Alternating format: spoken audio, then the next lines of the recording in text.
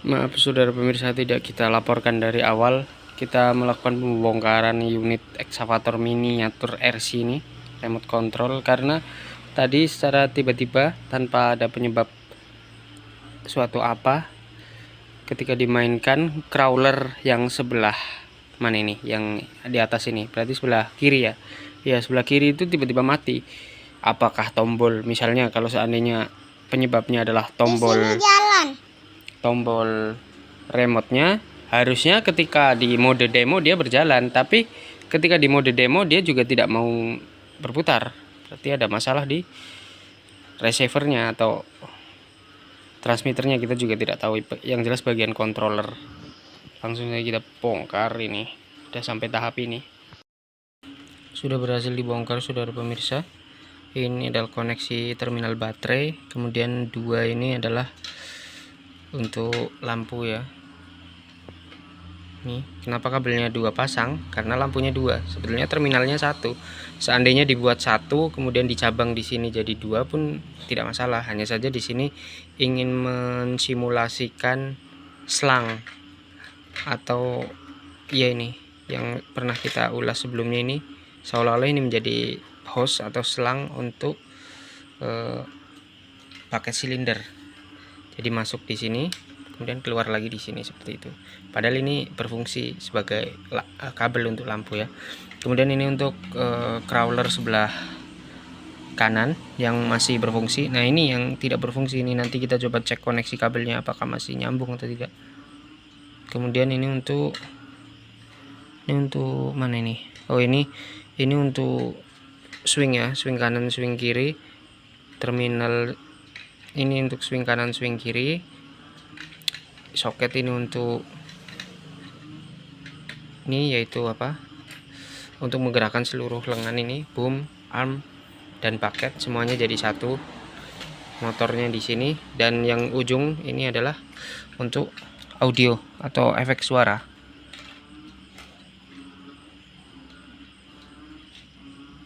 Mana dia kabelnya?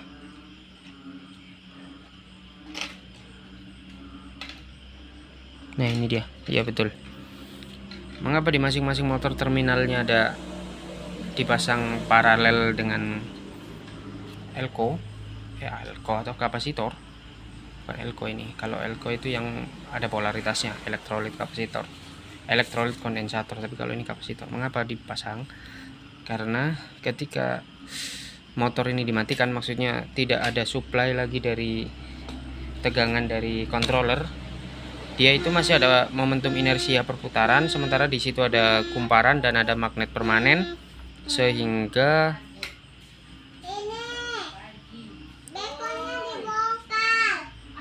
yang sebelah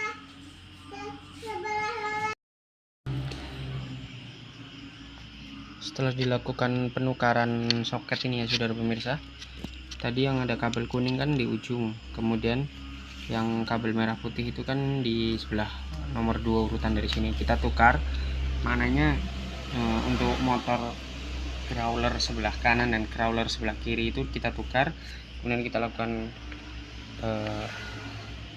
uji coba. Ternyata yang di sebelah kiri ini masih tetap mati dan yang di sebelah kanan masih hidup normal. Maaf, tidak terlihat. Oleh karena itu bisa dipastikan, simpulkan bahwa ini adalah motor atau gearboxnya yang bermasalah, bukan pada controller.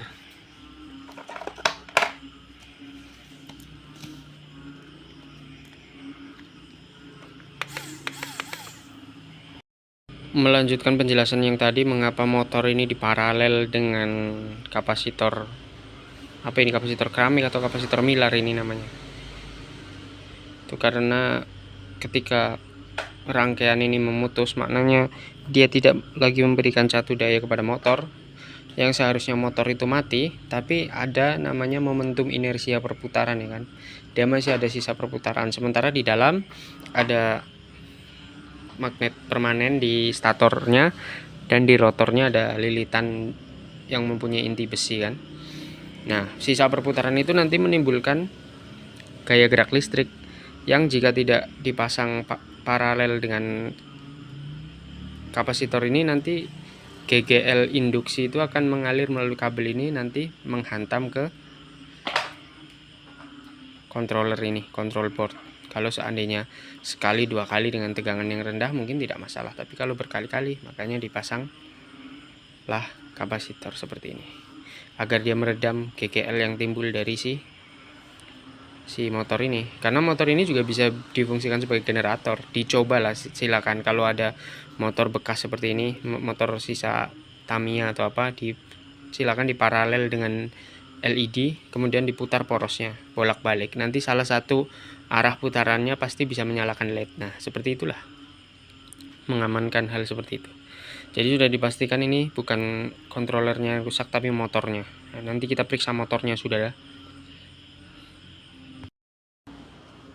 Bagian swing ini termasuk motor penggeraknya tidak akan kita bongkar karena di situ tidak ada masalah, jadi tidak kita bongkar, nanti malah timbul masalah baru.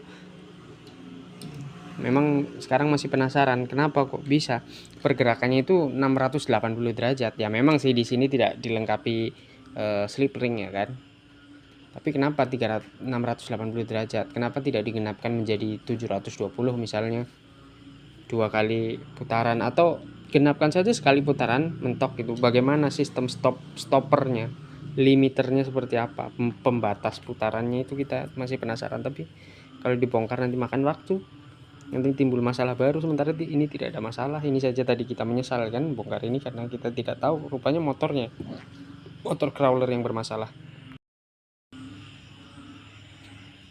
Saudara pemirsa, ini motor penggerak swing. Ini ada lubang bautnya, ada berapa ini? 3. Ini mungkin lubang baut pengunci, ini lubang baut untuk pengunci casing, itu lubang baut untuk mounting ada 2, 1 untuk casing. Tapi itu kosong semua. Apa memang bawaan pabrik atau kebijakan pabrik dari sananya, kita juga kurang tahu. Kita inisiatif pasang sendiri lah supaya lebih kokoh ya kan.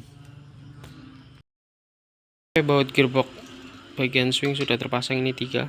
Kita cari tadi kanibal. Mudah-mudahan ini memang sesuai spesifikasi ya. Kita pasang lagi casing bagian atas ini, counterweight, ini kabin. Kemudian operatornya mana tadi? Mana orangnya tadi, Prat? Orangnya tadi mana? Ini. Oh ini dia. Ini operatornya.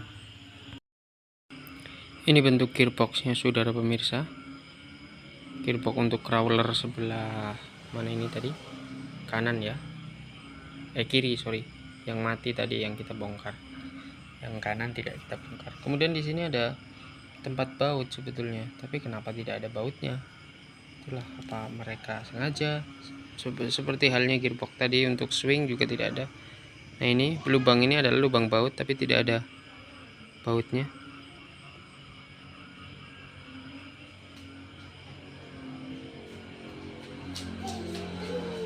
Ini lubang ini saudara.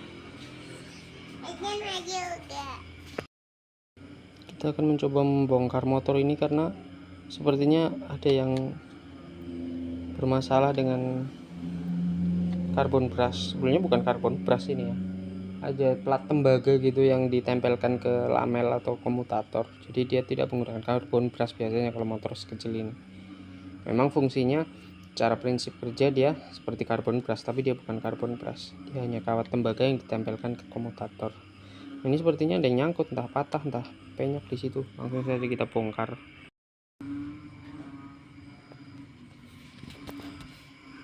Perhatikan saudara pemirsa, ini lamelnya, komutatornya itu sudah cekung ya, termakan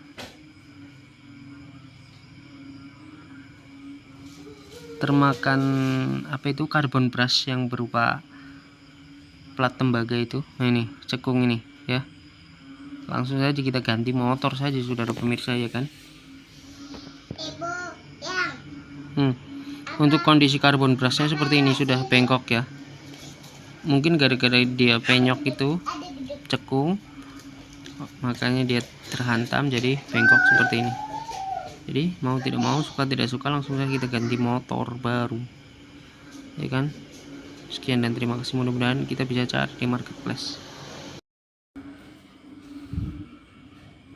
motor crawler bagian kiri ini sebelah kanan ini yang belum dibongkar, ini masih bisa hidup. Yang sebelah kiri tiba-tiba mati tadi sedang dimainkan. Dibongkar sampai ke kontrolernya. Kenapa? Jangan-jangan kontrolernya mati. Rupanya motornya. Sudah ada pemirsa. Coba lihat ini, komutatornya sudah cekung. Cekung ya. Kemudian karbon brusnya, atau yang berlaku sebagai karbon brush, ini sebenarnya bukan karbon brush. Kawat, hancur, saudara, bengkok-bengkok. Apa ada penggantinya di pasaran? Motor segini lebih kecil daripada motor Tamiya, bentuknya prinsipnya sama. Nanti kita cari, kalau bisa cari dua-duanya, atau yang satunya ini kita periksa juga, kita lepas, jangan-jangan ya seperti itu juga, ya kan? Sekian dan terima kasih. Assalamualaikum.